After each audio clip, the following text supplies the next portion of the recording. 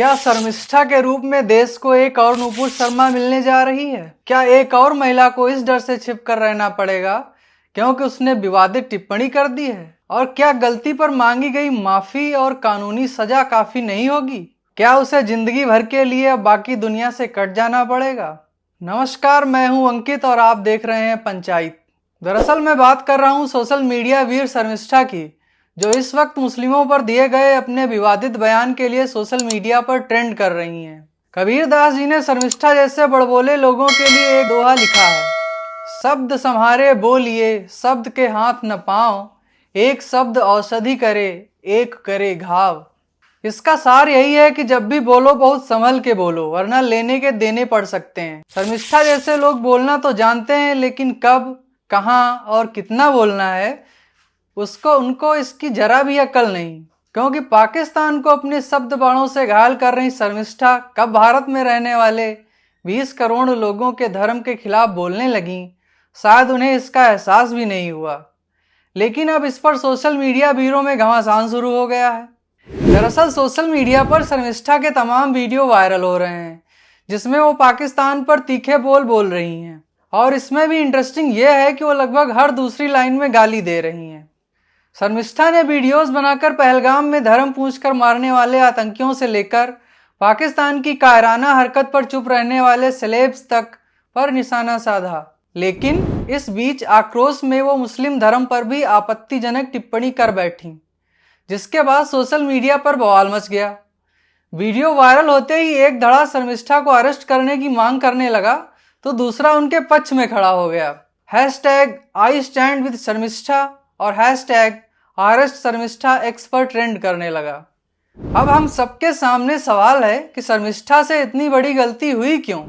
आइए इसको भी समझ लेते हैं। दरअसल इसका सबसे बड़ा कारण इग्नोरेंस यानी अज्ञानता है, क्योंकि लोगों को पता ही नहीं है कि संविधान के आर्टिकल 19 के अनुसार भारत में बोलने की आज़ादी तो है, लेकिन ये एब्सोल्यूट नहीं है। बोलते समय आपको यह भी ध्यान रखना है कि आपके बोलने से किसी की धार्मिक भावनाएं आहत न हों। लोग इधर उधर से सुना हुआ सब कुछ बोल तो देते हैं, लेकिन उन्हें पता नहीं होता है कि सही और गलत की महीन रेखा कहाँ खिंची हुई है। शायद शर्मिष्ठा को भी नहीं पता होगा कि जो भी वो बेधड़क तरीके से सोशल मीडिया पर बोल रही है, वो उनके लिए मुसीबत की वजह बन सकता है। शर्मिष्ठा के मामले में दूसरा कारण जो मैं आपको बताने वाला हूँ, वो आपने भी नोटिस किया होगा। बहुत सारे लोग ऐसे होते हैं जो अपनी जाति या धर्म के ग्रुप में खड़े होंगे तो एक तरह का व्यवहार और बातें करेंगे, लेकिन अगर सबके बीच में होंगे तो दूसरे तरह की बातें और व्यवहार करेंगे। शर्मिष्ठा की उम्र कम है, वो शायद बाकी लोगों की इस समझदारी या मक्कारी कहें को अभी सीख नहीं पाई थी, इसीलिए उन्होंने सोशल मीडिया पर वीडियो बनाकर वो सब बोल दिया, शायद जिसको उन्हें खुले में बोलने का परिणाम भुगतना होगा। परिणाम से मेरा मतलब कानूनी कार्रवाई है, ना कि कुछ और। इसका तीसरा कारण है व्हाट्सएप यूनिवर्सिटी का ज्ञान। आप सबके पास व्हाट्सएप पर बहुत सारे ज्ञान वाले आर्टिकल आते होंगे, जिसमें हेल्थ से लेकर देश दुनिया और धर्म के बारे में भर भर के ज्ञान दिया होता है। लेकिन क्या कभी आपने सोचा है कि व्हाट्सएप पर आ रहे जिन मैसेजेस को आप पढ़ रहे होते हैं या बिना कुछ सोचे समझे फॉरवर्ड कर रहे होते हैं, उसमें कितनी सच्चाई होती है? छोटा सा एग्जाम्पल ले लीजिए। मान लीजिए आपके पास किसी दूसरे धर्म के बारे में व्हाट्सएप पर मैसेज आता है, जिसमें लिखा होता है कि अरे इन लोगों में तो ये चीज़ें खराब हैं, नैतिकता के हिसाब से बहुत गलत है। फिर मैसेज में लिखी उन बातों को आप सच मानकर बैठ जाते हैं और उस मैसेज को अपना परम कर्तव्य समझकर फॉरवर्ड भी कर देते हैं।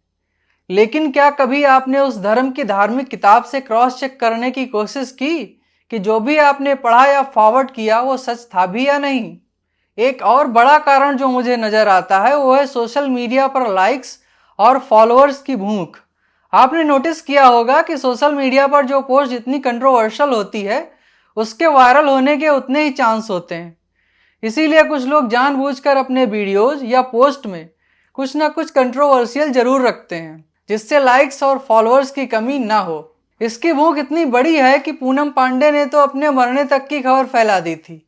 हालांकि बाद में उन्होंने इसे सर्वाइकल कैंसर के प्रति जागरूकता फैलाने की बात कहकर पल्ला झाड़ लिया था। शर्मिष्ठा के मामले में एक डिबेट ये भी है कि विवादित बात पहले शर्मिष्ठा ने नहीं कही थी, दूसरे पक्ष के लोगों की तरफ से भी हिंदू देवी देवताओं पर आपत्तिजनक टिप्पणी की जाती है। शायद इसके जवाब में ही शर्मिष्ठा के मुंह से अल्लबल्ल निकल गया हो। तो इसमें आप सबको ये समझने की जरूरत है कि पहल किसने की। अगर ये ढूंढने जाएंगे तो कभी सही जवाब नहीं मिलेगा। हाँ, अगर आपको लगता है कि किसी ने अपने बयान से आपकी धार्मिक भावनाओं को आहत किया है तो आप उसके खिलाफ पुलिस कंप्लेंट कर सकते हैं, कानूनी तौर पर सजा दिला सकते हैं। लेकिन आपत्तिजनक टिप्पणी के जवाब में अगर आप भी अपमानजनक बात कहेंगे तो इससे कोई हल नहीं निकलने वाला। अगर आपको ये वीडियो अच्छा लगा तो हमारे YouTube चैनल को लाइक, सब्सक्राइब करें। इसके साथ ही हमारे सभी वीडियोस का नोटिफिकेशन पाने के लिए बेल आइकन दबाना न भूलें। धन्यवाद।